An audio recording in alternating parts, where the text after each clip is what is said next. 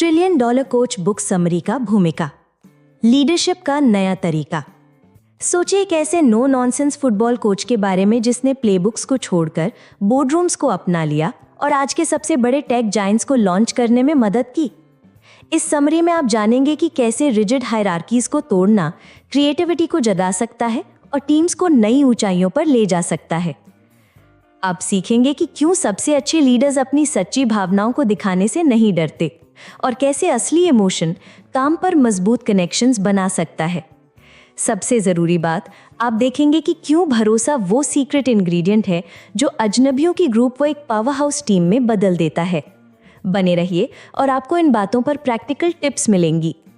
अपनी टीम के स्ट्रक्चर को कब और कैसे फ्लैट करना है, दूसरों को इंस्पायर करने के लिए ईमानदारी और एम्पैथी का इस्तेमाल करना है, परफॉर्मेंस को बूस्ट करने के लिए रॉक सॉलिड भरोसा बनाना है। तो अपने लीड करने, कोलैबोरेट करने और साथ मिलकर जीतने के तरीके को बदलने के लिए बने रहिए। यदि आप ये पुस्तक सारांश पढ़ रहे हैं, सुन रहे हैं या देख रहे हैं तो कृपया अंत तक बने रहें। ये वीडियो, इसका ऑडियो और इसकी स्क्रिप्ट कॉपीराइट द्वारा संरक्षित है। बिना अनुमति के इनका पुनरुत्पादन, वितरण या पायरेट करना कड़ाई से मना है और इसके लिए कानूनी कार्रवाई की जा सकती है। Welcome to management and leadership Hindi book summary, episode 6। इस एपिसोड में हम जिस किताब की सामग्री पर चर्चा करेंगे वो 2019 साल में प्रकाशित हुआ है। किताब का नाम है trillion dollar coach, the leadership playbook of Silicon Valley's Bill Campbell. ये किताब का लेखक है Eric Schmidt, Jonathan Rosenberg and Alan Eagle. Trillion dollar coach book summary का पहला अध्याय, कोच से सिलिकॉन वैली तक। क्या आपने कभी सोचा है कि एक फुटबॉल कोच सिलिकॉन वैली के टॉप मेंटर्स में से एक कैसे बन गया? बिल कैम्पबेल ने ठीक यही किया। उन्होंने होमस्टेड, पेंसिल्वेनिया में अपना घर छोड़ दिया। आगे चलकर उन्होंने दुनिया की सबसे बड़ी टेक कंपनियों को आकार दिया। बिल एक स्टील टाउन में पले बढ़े। उनकी माँ पीई पढ़ाती थी, उनके पिता मिल में काम करते थे। वो एक होशियार बच्चे थे। वो अपने स्कूल पेपर के लिए लिखते थे। वो दोस्तों को मेहनत से पढ़ाई करने की याद दिलाते थे। वो उन्हें आवारागर्दी करने से मना करते थे। उनका असली प्यार फुटबॉल था। 1958 में उन्हें कोलंबिया यूनिवर्सिटी में जगह मिली। उन्होंने इकोनॉमिक्स की पढ़ाई की। उन्होंने लायंस फुटबॉल टीम भी ज्वाइन की। वो फील्ड पर सबसे छोटे प्लेयर थे। उनका वजन 165 पाउंड्स था और कद 5 फुट 10 इंच था। फिर भी वो कभी पीछे नहीं हटे। उनके टीममेट्स उन्हें बॉल्जी कहते थे। उन्होंने लायंस को 1961 में आईवी लीग टाइटल जिताया। वो जीत आज भी टीम के लिए एक हिस्टोरिक फर्स्ट है। कॉलेज के बाद बिल ने बड़े बड़े ऑफर्स ठुकरा दिए। उन्होंने इसके बजाय लॉयल्टी को चुना। वो बॉस्टन कॉलेज में असिस्टेंट कोच बन गए। वो 10 साल तक वहाँ रहे। उन्होंने एक मजबूत रेप्यूटेशन बनाई। फिर उन्हें एक मुश्किल फैसला लेना पड़ा। पेन स्टेट ने उन्हें एक टॉप स्पॉट ऑफर किया। कोलंबिया ने भी किया। उन्होंने कोलंबिया को चुना। वो अपने एल्मा मैटर को कुछ वापस देना चाहते थे। कोलंबिया में कोचिंग करना मुश्किल साबित हुआ। टीम के पास कमज़ोर फैसिलिटीज़ और बहुत कम फंडिंग थी। जीत नहीं मिल रही थी। 5 सालों में लायंस ने सिर्फ 12 गेम्स जीते, वे 41 हारे। सबसे बुरी हार रटगर्स से 69-0 की हार थी। जायंट स्टेडियम में वो दिन दिल तोड़ने वाला था। बिल जानते थे कि अब आगे बढ़ने का समय आ गया है। उन्होंने 1979 में रिज़ाइन कर दिया। इसके बाद जो हुआ उसने सब कुछ बदल दिया। बिल ने कोचिंग छोड़ दी। उन्होंने बिजनेस की दुनिया में कदम रखा। वो अपने 40s में सिलिकॉन वैली चले गए। वो टीम्स के लिए अपना पैशन साथ लाए। उन्होंने फील्ड से मिले सबक शेयर किए। उन्होंने एप्पल, गूगल और कई और कंपनियों को आकार देने में मदद की। उन्होंने दिखाया कि इमोशन और ट्रस्ट बेहतरीन काम को बढ़ावा देते हैं। उन्होंने साबित किया कि फ्लैट हायरार्की से आइडियाज़ पैदा होते हैं। इस बुक समरी में आप देखेंगे कि कैसे बिल की शुरुआती जिंदगी ने उनके सिलिकॉन वैली की जर्नी के लिए मंच तैयार किया। आप जानेंगे कि क्यों उनके डेयरिंग एटीट्यूड ने उन्हें सम्मान दिलाया। आप जानेंगे कि कैसे उनकी कोचिंग रूट्स ने लीडरशिप के लिए एक नई प्लेबुक बनाई। बने रहिए, आपको अपनी टीम को जीत दिलाने के लिए सिंपल और पावरफुल टिप्स मिलेंगे। Trillion dollar coach book summary का दूसरा अध्याय, कोच से एड स्टार तक। क्या आपने कभी सोचा है कि जब एक फुटबॉल कोच एड की दुनिया में कूदता है तो क्या होता है? बिल कैम्पबेल को ये 39 साल की उम्र में पता चला। उनकी कोचिंग के दिन खत्म हो चुके थे। उन्होंने जे वॉल्टर थॉमसन में नौकरी कर ली। वो वही ड्राइव लेकर आए जो उनके पास फील्ड पर था। क्लाइंट्स ने इसे तुरंत नोटिस किया। कोडैक इतना इम्प्रेस हुआ कि उन्होंने उन्हें यूरोप में कंज्यूमर प्रोडक्ट्स का हेड बना दिया। उस मूव ने दिखाया कि वो बिजनेस में भी नेचुरल थे। फिर 1983 में एक पुराने दोस्त का फ़ोन आया। जॉन स्कली ने पेप्सी छोड़कर एप्पल चलाने के लिए अभी ज्वाइन किया था। वो बिल को उनके कोलंबिया के दिनों से जानते थे। जॉन का मानना था कि एप्पल अगली बड़ी चीज़ है। उन्होंने बिल से उन्हें ज्वाइन करने के लिए कहा। बिल ने बिना किसी झिझक के हाँ कह दिया। उन्हें ईस्ट में पुराने कॉरपोरेट नियमों में फंसा हुआ महसूस हो रहा था। कैलिफोर्निया में चीज़ें अलग थीं। सफलता रिजल्ट से मिलती थी, रेज्यूमे से नहीं। ये बिल जैसे फ्रेश स्टाइल वाले किसी व्यक्ति के लिए परफेक्ट जगह थी।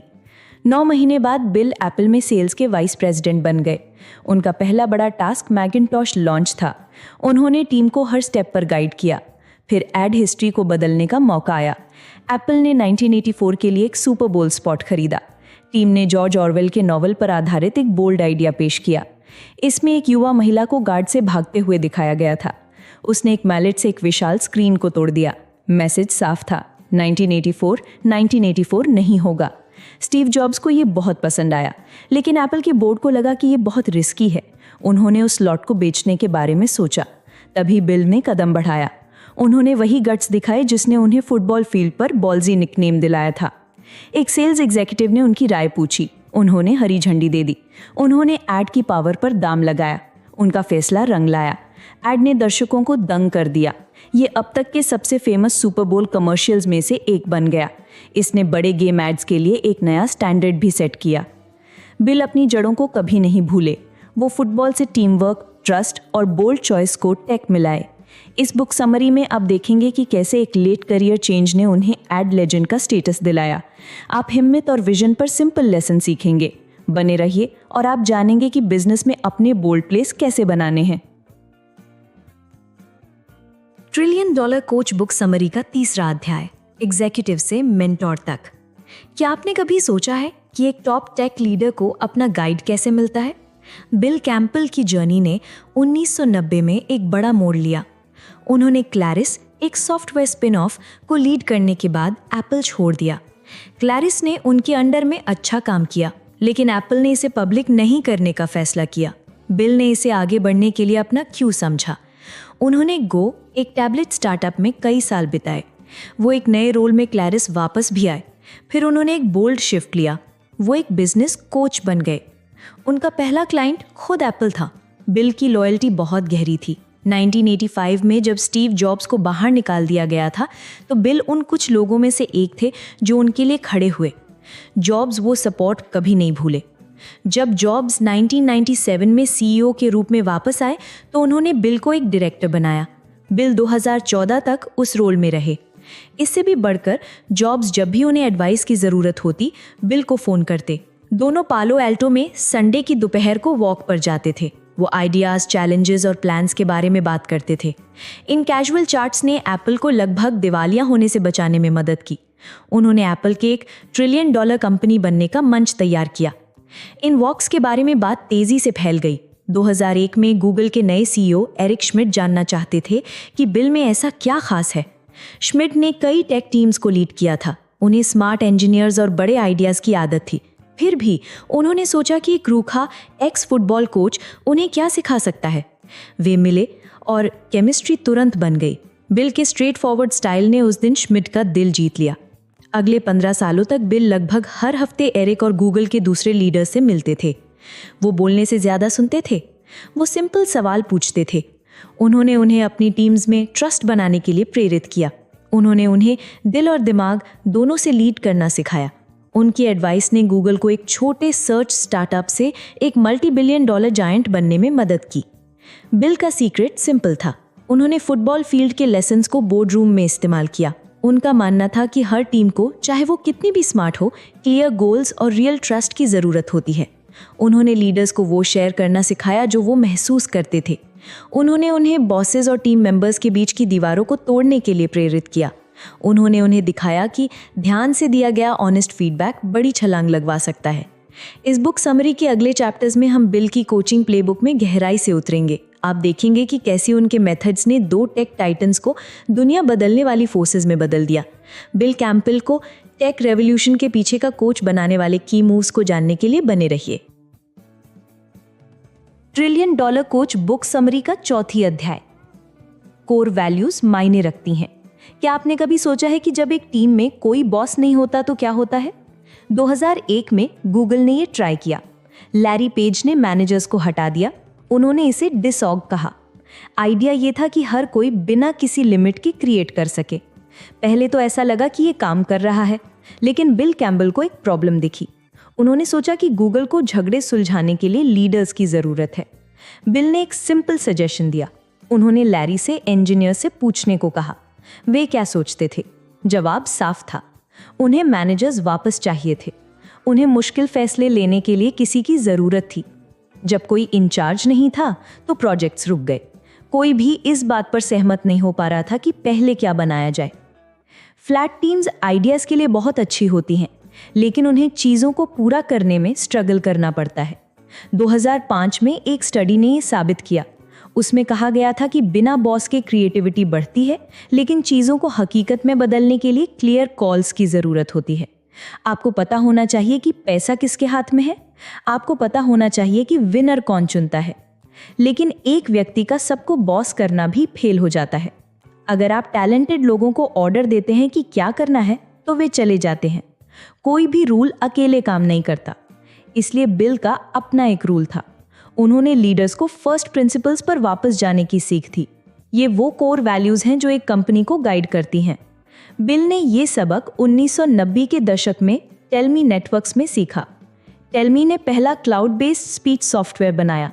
वे गेम में सबसे आगे थे, लेकिन पैसा खत्म हो गया। AT&T ने टेक को लाइसेंस करने के लिए करोड़ों का ऑफर दिया। उन्होंने कहा कि टेलमी को मार्केट भी छोड़ना होगा। CEO जॉन लमाकिया के नेतृत्व में आधा बोर्ड कैश लेना चाहता था। बिल इसके खिलाफ थे।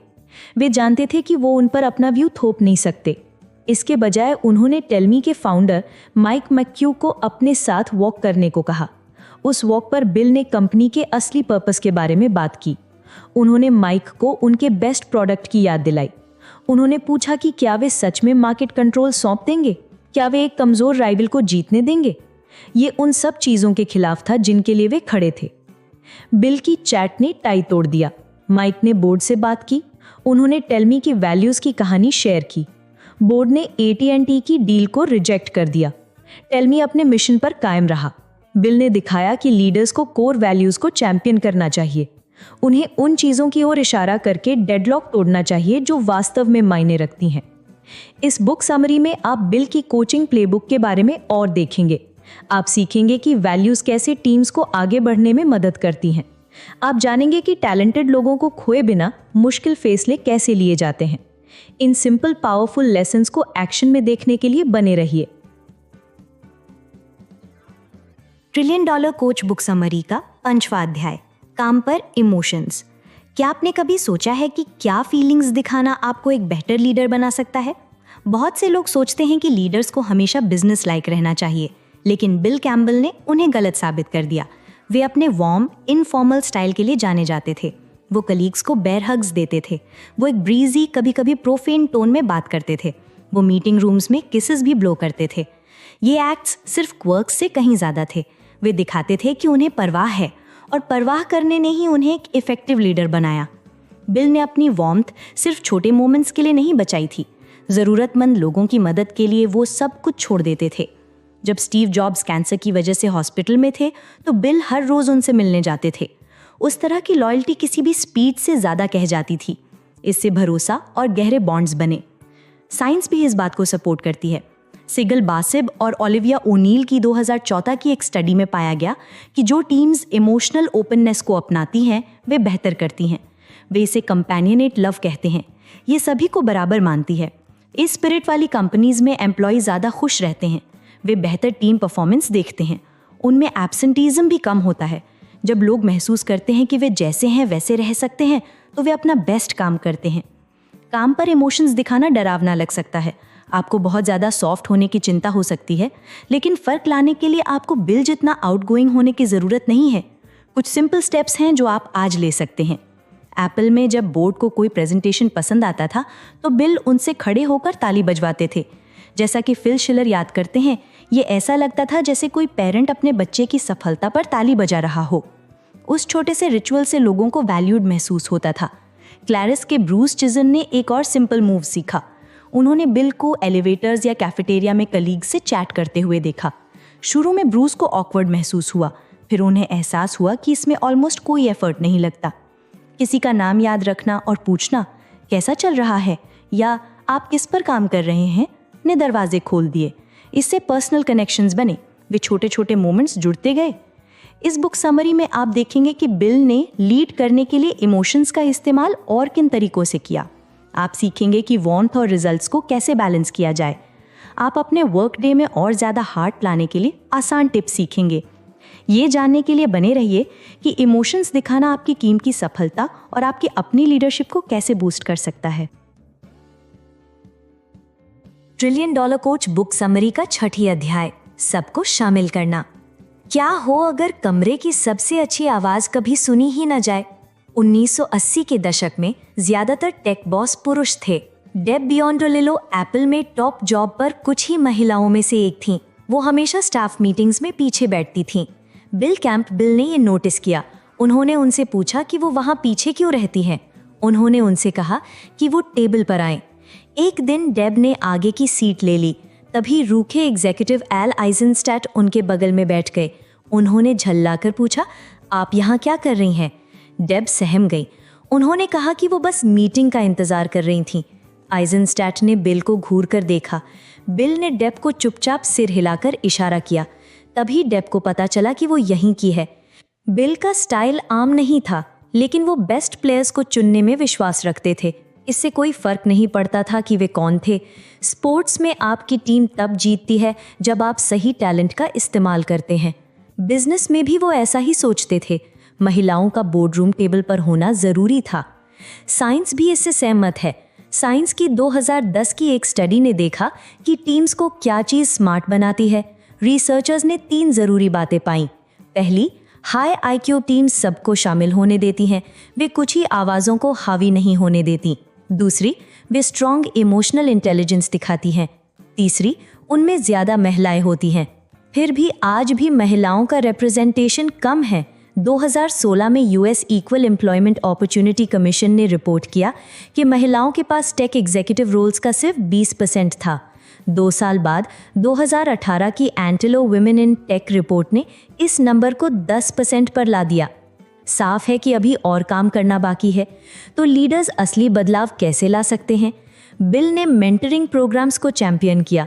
वो उन्हें नॉलेज शेयर करने का एक तरीका मानते थे। वो उन्हें अवसर के दरवाजे खोलने का एक तरीका मानते थे। जब शेली आचिम्बो मेट्रिक स्ट्रीम की सीईओ बनी तो उन्होंने एक्शन लिया। उन्होंने सीनियर वुमेन एग्जीक्यूटिव्स का एक ग्रुप बनाया। वे एक दूसरे को सपोर्ट करने के लिए मिलती थीं। बिल अक्सर उनकी मीटिंग्स में शामिल होते थे। वो सुनते थे और सवाल पूछते थे। वे ये जानते थे कि मेंटरिंग ग्रुप्स महिलाओं को ग्रो करने में मदद करते हैं। वे मेंबर्स को नए मौके देते हैं। वे यंगर टैलेंट को दिखाते हैं कि वे कितना आगे जा सकते हैं। वे अदृश्य दीवारों को तोड़ देते हैं। इस बुक समरी में आप इंक्लूजन के लिए बिल के सिंपल रूल सीखेंगे। आप देखेंगे कि कैसे छोटे एक्ट्स बड़े कल्चर्स को बदल सकते हैं। आप जानेंगे कि कैसे सबको टेबल पर जगह देना कंपनियों को जीतने में मदद करता है। बने रहिए, आपको पता चलेगा कि हर आवाज़ को कैसे शामिल करें और अपनी टीम को स्मार्टर और स्ट्रॉन्गर कैसे बनाएं। Trillion dollar coach book summary का 7वां अध्याय, भरोसा सबसे पहले। क्या आपने कभी सोचा है कि एक टीम को असल में क्या चीज़ क्लिक कराती है? ये सब भरोसे पर आकर टिकता है। एक पिछले चैप्टर में बिल ने डेब बियोंडोलिलो को कमरे के पीछे से कॉन्फ्रेंस टेबल पर लाने में मदद की। उन्होंने ये एक सिंपल चीज़ से किया, ट्रस्ट। डेब बिल पर भरोसा करती थी, यहाँ तक कि टफ एग्जीक्यूटिव एल आइजनस्टैट भी मान गए क्योंकि वो भी बिल पर भरोसा करते थे। लेकिन ट्रस्ट क्या है? अकेडमी ऑफ मैनेजमेंट रिव्यू के 1998 के एक पेपर में इसे सिंपल तरीके से बताया गया है। ट्रस्ट किसी पर चांस लेने के लिए तैयार रहना है। आप उनसे अच्छे बिहेवियर की उम्मीद करते हैं। वही उम्मीद असली टीम वर्क को बढ़ावा देती है। आइए एक और एग्जाम्पल देखते हैं। बिल ने इंट्यूट के बोर्ड के साथ काम किया। ग्रुप 2 साइड्स में बट गया। एक साइड अभी लॉस एक्सेप्ट करना चाहती थी और लॉन्ग टर्म प्लान्स के पीछे भागना चाहती थी। बिल और उनके फॉलोअर्स ने कहा कि अगर आप शॉर्ट टर्म फिक्सेस को इग्नोर करते हैं तो आप कभी भी लॉन्ग टर्म तक नहीं पहुंच पाते। बोर्ड एक टाइम में फंस गया था। तब इंट्यूट के head of sales John Dar ने अपनी बात रखी। उन्होंने कहा, हमें कोच को बैक करना चाहिए। क्यों? क्योंकि हर कोई बिल पर भरोसा करता था। बिल ने वो ट्रस्ट कैसे कमाया? उन्होंने सबसे ऊपर एक चीज की, वो सुनते थे। गूगल के कंप्यूटर साइंटिस्ट एलन यूस्टेस इसे फ्री फॉर्म लिसनिंग कहते हैं। बिल अपने फ़ोन पर नज़र नहीं डालते थे। वो बोलने के लिए अपनी बारी का इंतज़ार नहीं करते थे। वो लोगों को देखते थे, वो उनके शब्दों को सुनते थे, फिर वो सवाल पूछते थे। 2016 का एक हार्वर्ड बिजनेस रिव्यू पेपर दिखाता है कि ये क्यों काम करता है। ग्रेट लिसनर्स ऑनेस्ट सवाल पूछकर ट्रस्ट बनाते हैं। इस तरह की बातचीत से नए आइडियाज़ पैदा होते हैं। ये लोगों को स्मार्ट, इंक्लूडेड और शेयर करने के लिए फ्री महसूस कराता है। ट्रस्ट सिर्फ डेडलॉक खत्म करने से कहीं ज़्यादा करता है। ये हमारे असहमत होने के तरीके को बदल देता है। बिना ट्रस्ट के एक क्रिटिक एक पर्सनल अटैक जैसा लगता है। इमोशंस रास्ते में आ जाते हैं। आप दूसरों के अच्छे आइडियाज सुनना बंद कर देते हैं। ट्रस्ट के साथ आप इश्यू पे टिके रहते हैं। आप फीडबैक को एक टूल की तरह ट्रीट करते हैं, थ्रेट की तरह नहीं। कॉन्वर्सेशंस ओपन और ऑनेस्ट बनी रहती हैं। वहीं से बेस्ट सॉल्यूशंस निकलते हैं। इस बुक समरी में आप बिल के ट्रस्ट बिल्डिंग सीक्रेट्स के बारे में और जानेंगे। आप जानेंगे कि कैसे सुने ताकि लोगों को लगे कि उन्हें सुना गया है। आप देखेंगे कि कैसे कॉन्फ्लिक्ट्स को फ्रेश इंसाइट के मौकों में बदला जा सकता है। बने रहिए। आप जानेंगे कि कैसे ट्रस्ट आपकी टीम की सबसे पावरफुल करेंसी बन सकता है। Trillion dollar coach book summary का निष्कर्ष। मुख्य बातें। आपने अभी देखा कि कैसे बिल कैम्पबेल एक वर्किंग क्लास फुटबॉल कोच से सिलिकॉन वैली के टॉप बिजनेस मेंटर्स में से एक बन गए। वो 43 साल की उम्र में बिना किसी टेक डिग्री के कैलिफोर्निया में कूद पड़े। फिर भी उनके पैशन और क्लियर एडवाइस ने एप्पल और गूगल जैसे स्टार्टअप्स को ट्रिलियन डॉलर जायंट्स बनने में मदद की। एक बड़ी सीख एप्पल के एडी क्यू से मिलती है। बिल ने टीम्स को सिखाया कि पहले अपनी फीलिंग्स को बाहर निकालें। वो मीटिंग्स की शुरुआत में कुछ मिनट लोगों को ये बताने देते थे कि क्या गलत हुआ, फिर वो आगे बढ़ जाते थे। इस तरह से किसी ने भी गुस्से या ब्लेम में समय बर्बाद नहीं किया। इसके बजाय उन्होंने अपनी एनर्जी असली प्रॉब्लम्स को सॉल्व करने में लगाई। साइकोलॉजिस्ट इसे प्रॉब्लम फोकस्ड कोपिंग कहते हैं। अगली बार जब आप किसी सेटबैक के बारे में मीटिंग प्लान करें तो इसे ट्राई करें। वेंटिंग के लिए कुछ मिनट ब्लॉक करें, फिर बातचीत को सॉल्यूशंस की ओर शिफ्ट करें। आप देखेंगे कि आपकी टीम स्मार्टर तरीके से काम करेगी और पॉजिटिव रहेगी। देखने के लिए धन्यवाद। दूसरी बुक समरी भी सुने। डिस्क्लेमर। इस सामग्री की कोई भी डिजिटल कॉपी जिसे पायरेसी या बिना अनुमति डाउनलोड करके साझा यानी शेयर किया जाता है या किसी ऑनलाइन सोशल मीडिया प्लेटफॉर्म पर अपलोड किया जाता है, उसे कॉपीराइट कानून के अनुसार स्पष्ट अपराध माना जाएगा। पायरेसी एक गंभीर अपराध है और इसके खिलाफ कड़ी कानूनी कार्रवाई की जाएगी। इसके अलावा कॉपीराइट उल्लंघन के कारण आपके चैनल या पेज या वेबसाइट पर स्ट्राइक लगाया जा सकता है, यहाँ तक कि उसे डिलीट भी कर दिया जा सकता है। अतः कृपया पायरेसी ना करें और पायरेसी का समर्थन ना करें। यह सामग्री उल्लेखित पुस्तक के संदर्भ स्रोत पर आधारित है। हालांकि इसमें मानवीय या यांत्रिक त्रुटियों के कारण कुछ अनचाही गलतियां या असंगतताएं हो सकती हैं। यदि आप कोई गलती या असंगतता पाते हैं तो कृपया हमें क्षमा करें और टिप्पणी यानी कमेंट या फिर मैसेज के माध्यम से हमें सूचित करें। यदि आपको इस पुस्तक का सारांश यानी बुक समरी की सामग्री पसंद आता है और आप पुस्तक का पूर्ण ज्ञान प्राप्त करना चाहते हैं तो कृपया ऑनलाइन या ऑफलाइन किताब की दुकान से इस पुस्तक को खरीदकर पढ़ने का प्रयास करें। Thank you.